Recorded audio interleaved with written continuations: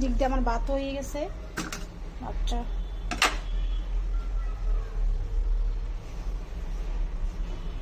সব হয়ে গেছে।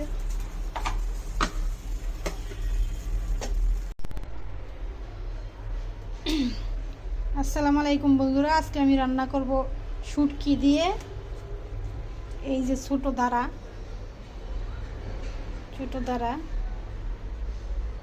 শাক, আর হচ্ছে এই যে মুরগির মাংস।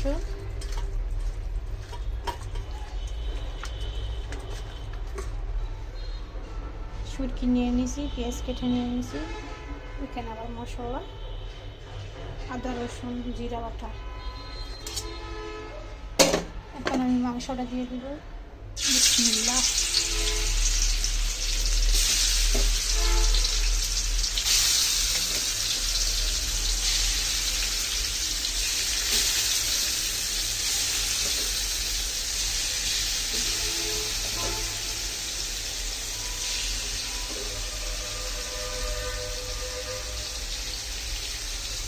এখানে আবার আলু নিচ্ছি।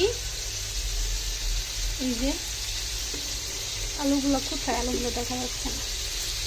এই যে আলু আর হচ্ছে মলাই মাছের শুটকি, এগুলো দিয়ে আমি ঝোল রান্না করব।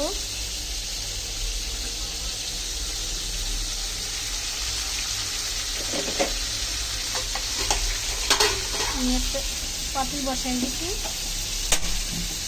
এখন এখানে আমি শুটকির জন্য মশলা কষাবো। এখানে আমার মাংসগুলো হয়ে গেছে, আমি আবার চলে আসছি। এখন ওই তরকারিটা বাগার দিকে বলছিলাম, তরকারিটা বাগার দিই।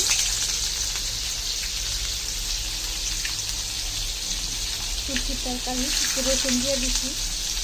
শুটকির তরকারির মধ্যে বেশি করে রসুন দিলে শুটকির তরকারি খেতে অনেক ভালো লাগে,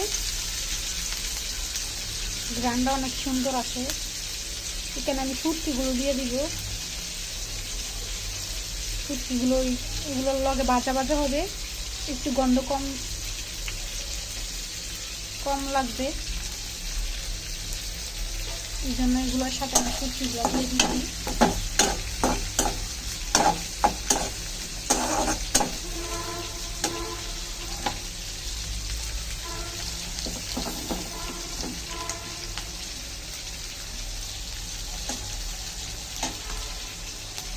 পানি দিয়ে দিই, পানি দিয়ে আবার মশলা দেবো।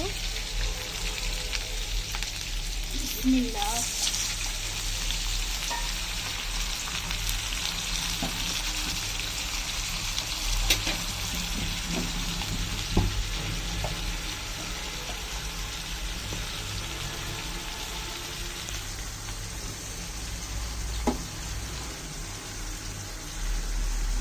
লবণ দিলাম। এখানে আবার মাংসগুলো হয়ে গেছে, চুলাটা অফ করে দিচ্ছি। এখন আমি হলুদ মরিচ দেব, মরিচ ধনিয়া গুঁড়া,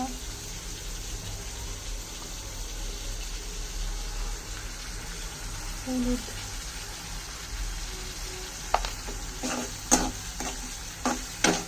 ভালো করে কষিয়ে নেব।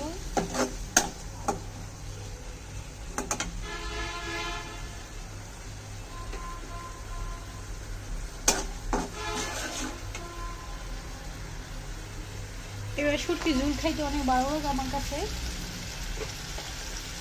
নতুন ডাঁটা শাক দিয়ে খাইতে ভালো লাগে। ছোটো ছোটো যে ডাঁটা শাকগুলো হয়, এগুলো দিয়ে খাইতে ঝোল খাইতে অনেক ভালো লাগে। বড় বড় ডাঁটা দিয়েও রান্না করা যায়, কিন্তু ঝোল না, একটু কষানো করে রান্না করলে বড়গুলো দিয়েও, তাহলে অনেক ভালো লাগে।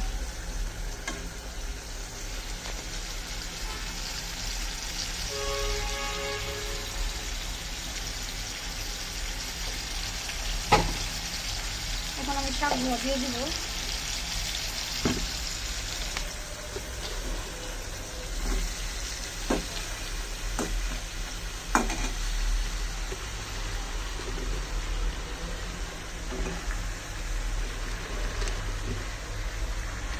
কত সুন্দর শাকগুলো, একদম টকটকে সবুজ।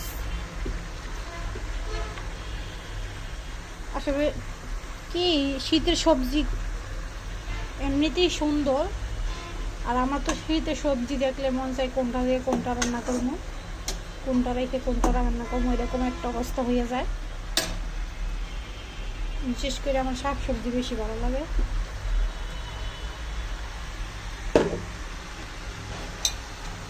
তো এটা ভালো করে লড়াচড়া দিয়ে তারপরে ডাইখা দিব। এদিক দিয়ে তো আমার মাংস ভাজা হয়ে গেছে, মাংসগুলো বাইজা বাইজা লাইছি। এখন আমি তরকারি বসাবো।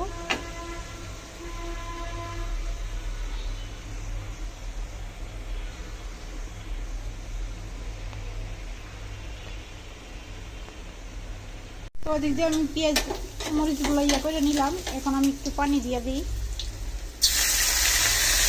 তেলের মধ্যে বাইজা নিচ্ছি পেঁয়াজ মশলা দিয়া। এখন আদা রসুন দিয়ে মশলা, জিরা বাটা,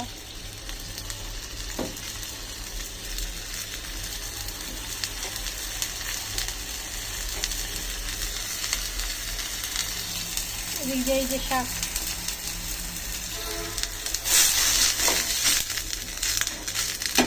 মরিচ দেবো এখন।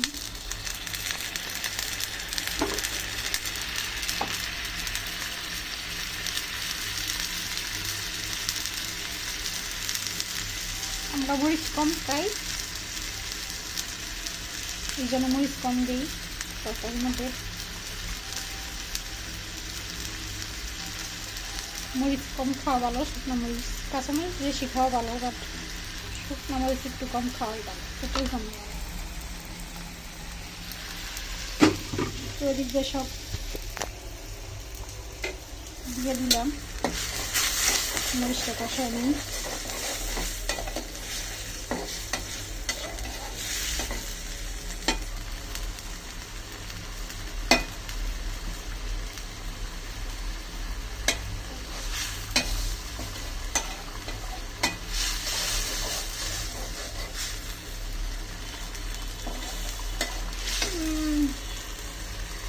এদিক দিয়ে আবার চুলাটা মন্দে হয়ে গেছে, চুলাটা একটু মাঝে মাঝে মিশিয়ে দিতে হয়। রান্না করলে সব দিক দিয়েই খেয়াল রাখতে হয়, সব দিক দিয়ে নজর না রাখলে একদিক দিয়ে করবেন আর একদিক দিয়ে নোংরা হয়ে যাবে। সেই জন্য সব দিক দিয়ে খেয়াল রাখতে হয়। এদিক দিয়ে আবার তরকারি পুড়ে গেল নাকি এদিক দিয়েও নজর রাখতে হয়। যে চুলা নোংরা হয়ে গেল এটাও খেয়াল রাখতে হয়। মানে সব দিক দিয়েই খেয়াল রাখতে হবে। ওই দিক দিয়ে আমার মশলা দেওয়া হয়ে গেছিলো, এই আমি তরকারিটা করে দিই। ও জোর অনেক সুন্দর, খাইতে অনেক মজা লাগে। শুটকির গ্রাম নেই, ওই তেলের মধ্যে দিয়ে দিচ্ছি শুটকিগুলো, এই জন্য শুটকি গ্রাম করে না। তেলের মধ্যে না দিয়ে দিলে শুটকির যে একটু গ্রাম কর, বস্তা বস্তা গন্ধ করে, ওগুলো আমার সহ্য হয় না। শুটকি খাই কিন্তু শুটকি এত বেশি গন্ধ করলে আমার কাছে ভালো লাগে না। শুটকিগুলো আগে আমি গরম পানিতে ধুয়ে নিয়েছিলাম ভালো করে, এরপরও আমি তেলের মধ্যে সাইডে দিয়েছি যাতে অন্যরকম হয়। আর এদিকে তো আমার মশলা হয়ে গেছে, কষানো হয়ে যেতেছে, মানে আর একটু সময় লাগবে।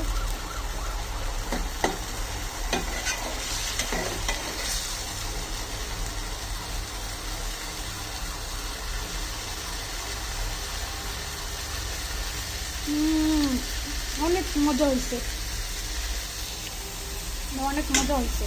তো পুরো ডপ করে দিই, দেন কি সুন্দর একটা কালার আসছে।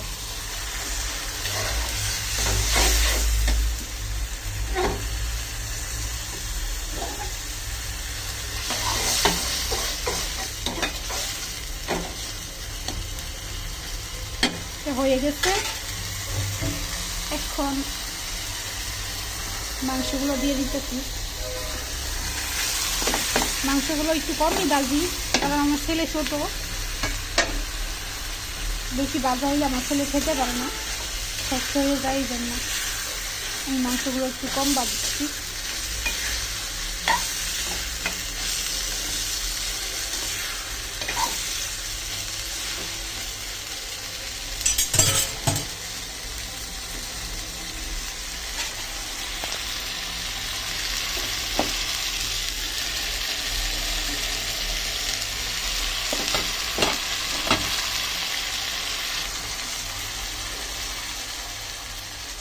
ওই দিক দিয়ে আমার তরকারি হয়ে গেছে, তরকারি নামায় নেই।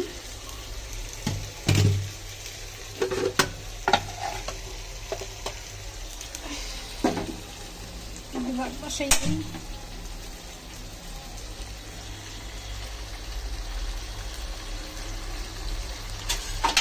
সে একটা কালার।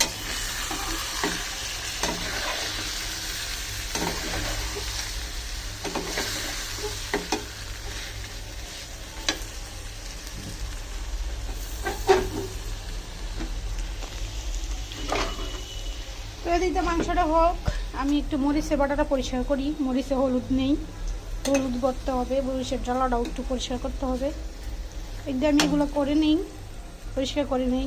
আর একদিন আমার মাংসটা হয়ে যায় কষানো ভালোভাবে। এখনই কি কালার আছে, কি সুন্দর কালার, এই যে দেখেন। যারা জাল খায় তাদের তরকারি আরও একটু লাল হয়, আর একটু দেখতে অনেক সুন্দর লাগে। আমি একটু জাল কম খাই, এরপরও আমার মাঝে মাঝে জাল বেশি হয়ে যায়।